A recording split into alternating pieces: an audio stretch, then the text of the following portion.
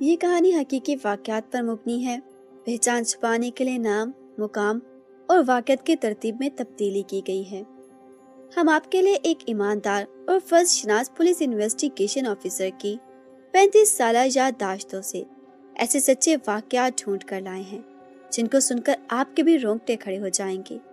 اگر کہانی پسند آئے اور آپ اس جیسی اور سچی کرائم کہانیاں سننا چاہیں تو ہمارے چینل کو سبسکرائب کر لیں اور بیل کے بٹن کو دبانا نہ بھولیں تاکہ ہر نئی کہانی کا نوٹیفیکیشن آپ کو ملتا رہے۔ ہر پولیس آفیسر کی زندگی میں کچھ کیس ایسے ضرور آتے ہیں جو کبھی حل نہیں ہوتے، جو اپنے پیچھے کئی سوال چھوڑ جاتے ہیں۔ یہ سوال اس آفیسر کے ذہن کے کسی خانے میں رہ جاتے ہیں اور کسی دن اچانک ان سوالوں کا جواب کسی اور کیس سے مل جاتا ہے۔ آج کا کیس ایک ایسے ہی کیس ہے۔ اسلام آباد سے شروع ہوا، لاہور سے ہوتا ہوا مضافاتی علاقوں تک پھیل گیا اور کراچی کے ایک کیس کو سلجھاتا ہوا گزر گیا۔ کراچی کے پوش ایریا میں گھروں میں کام کرنے والی ایک نو عمر ملازمہ اقرا اچانک کہیں غائب ہو گئی۔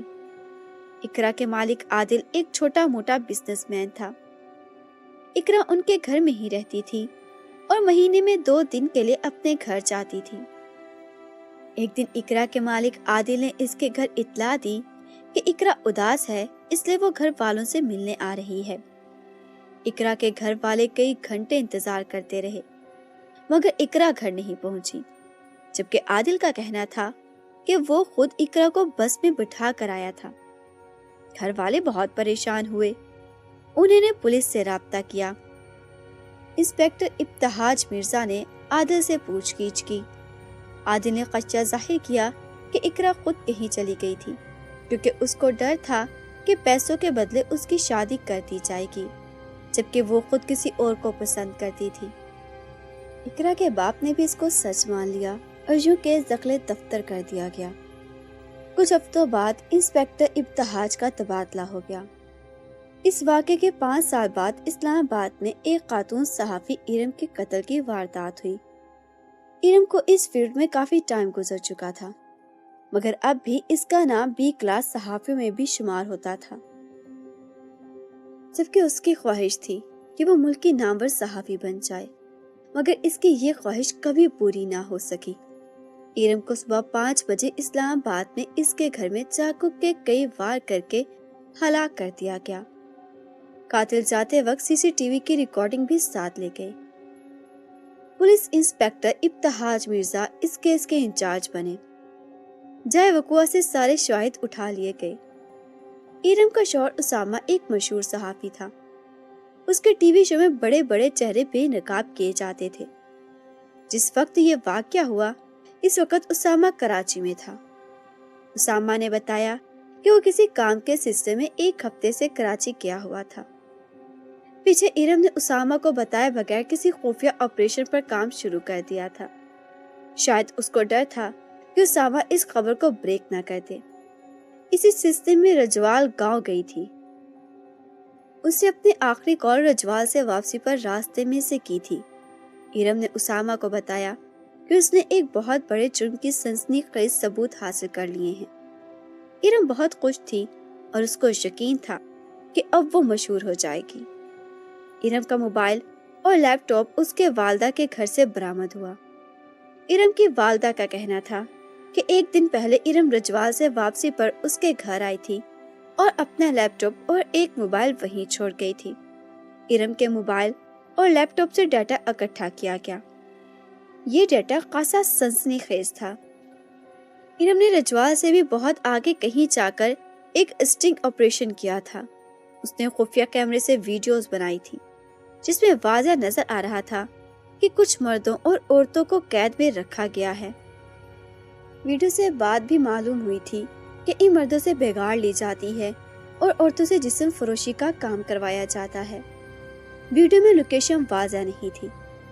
انسپیکٹر ابتہاج نے متعلقہ تھانے اور اداروں کو ویڈیوز بھیج دی اور خود ارم قتل کیس کو سلجھانے میں مصروف ہو گئے۔ انسپیکٹر ابتہاج نے رجوال جانے کا فیصلہ کیا۔ رجوال کے مشہور سیاست دان شیخ ناظم نے انہیں پورا علاقہ وزٹ کروایا۔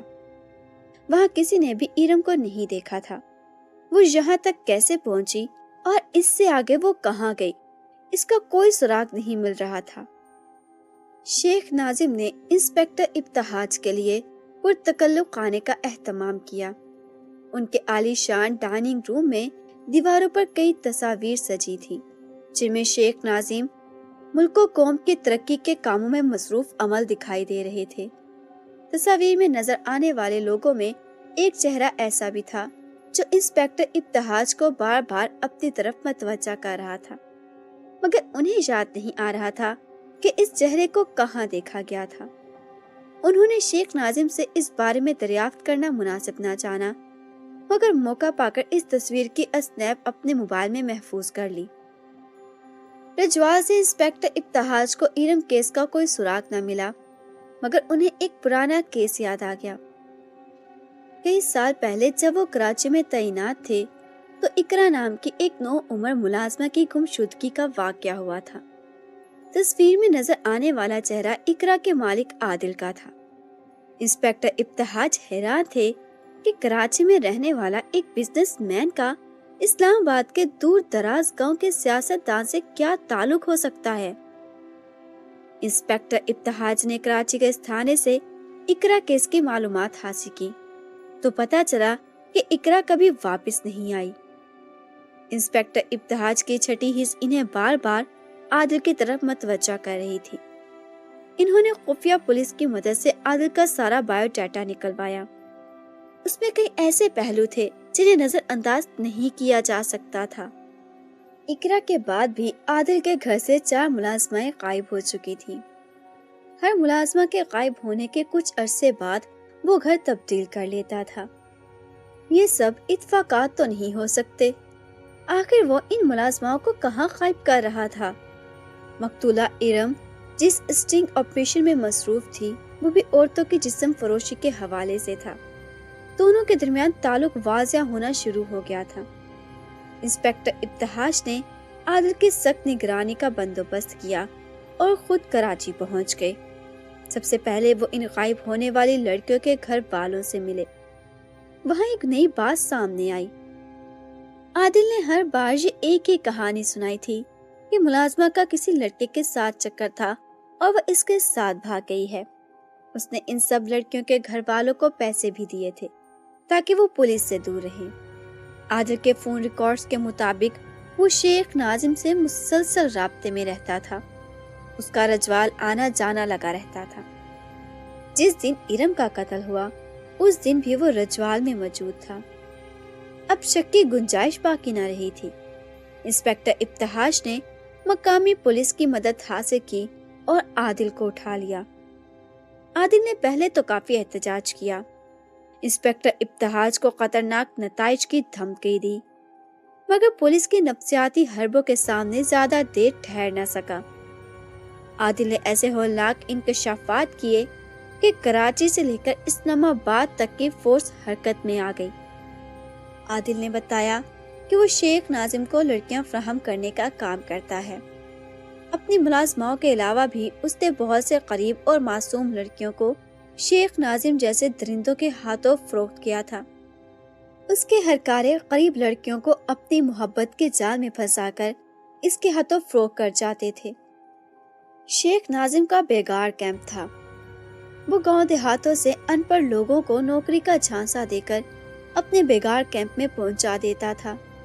مردوں سے بیگار لی جاتی اور عورتوں سے جسم فروشی کا کام کروایا جاتا تھا۔ یہ ایک بہت بڑا گروہ تھا جس میں کچھ بڑے نام بھی شامل تھے۔ پولیس نے شیخ ناظم کو گرفتار کر لیا۔ کئی سرکردہ پولیس افسران اور سیاستدان بے نقاب ہوئے۔ بیگار کیمپ پر بھی چھاپا مارا گیا۔ وہاں سے کئی معصوم لڑکیاں برآمد ہوئیں جن کے ساتھ انسانیت سوز سلوک کیا گیا تھا۔ ان لڑکیوں کو اسلام آباد کے ہوٹلوں میں مقیم امیر زادوں کے بستروں تک پہنچایا جاتا تھا۔ بیمار اور حاملہ ہو جانے والی عورتوں کو قتل کر دیا جاتا تھا۔ مقتولہ صحافی ارم کو اس انسانیت سوز جرم کی خبر مل گئی تھی۔ ارم نے سارا کریڈٹ لینے کے لیے اکیلے ہی اس گروہ کو بے نقاب کرنے کا فیصلہ کیا اور یہی اس کی زندگی کی سب سے بڑی غلطی ثابت ہوئی۔ وہ اتنی پرجوش ہو گئی کہ اس نے رجوع سے ہی اپنے شوہر اسامہ کو یہ خبر فون پر سنا دی۔ اسامہ بظاہر ایک بڑا اصول پسند صحافی تھا، مگر در حقیقت وہ صحافت کی کالی بھیڑوں میں سے تھا۔ اسامہ نے شیخ ناظم کو سب بتا دیا اور چپ رہنے کے لیے ایک بڑی رقم کا مطالبہ کیا۔ شیخ ناظم نے اسی وقت اپنے ہرکارے ارم کے پیچھے لگا دیے۔ وہ اسلام آباد میں ارم کے گھر کی گھاٹ لگا کر بیٹھ گئی اور موقع ملتے ہی ارم موت کی نیند سلا دیا۔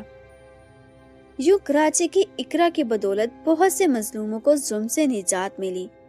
بازیاب ہونے والی عورتوں میں کراچی کی کئی عورتیں شامل تھیں، مگر ان میں اقرا نہیں تھی۔ اس بیگار کیمپ میں اتنے لوگوں کا خون بہایا گیا تھا کہ کچھ معلوم نہیں اقرا کب اور کس کے ہاتھوں ماری گئی، مگر اس کا خون رنگ لایا اور مجرم تختہ دار تک پہنچ گئے۔ دوسری طرف ارم کا نام بھی قبروں کی زینت بن گیا، مگر ارم یہ سب دیکھنے کے لیے زندہ نہ بچی۔